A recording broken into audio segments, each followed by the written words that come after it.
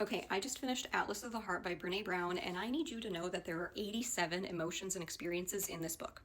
87, I thought we had like 20. It's basically an emotions encyclopedia, but in a way that's actually readable. And the whole point is, if you can name what you're feeling more precisely, you can actually deal with it instead of just saying, I'm stressed or I'm fine, and then spiraling.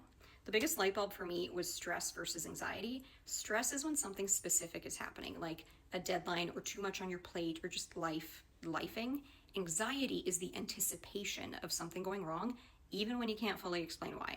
And realizing that difference made me go, oh, this isn't stress, this is anxiety, which is clarifying but also mildly uncomfortable.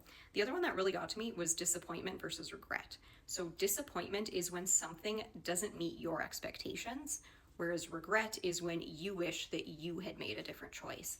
And I realized that I label a lot of regret as disappointment because disappointment just feels nicer on my ego, if we're being honest. So I really liked this book because it gives a language to feelings that you know you have, but you haven't really been able to name. But it's not a read it once and you're healed kind of book. It's more like a reference that you come back to when you're trying to understand yourself instead of just vibes-based coping. Honest downside, this is not a sit down, read it cover to cover, can't put it down novel. It's more like you dip in, highlight aggressively, and then you come back later. Also, will I remember all 87 emotions? Absolutely not. But I will think twice before calling everything stress.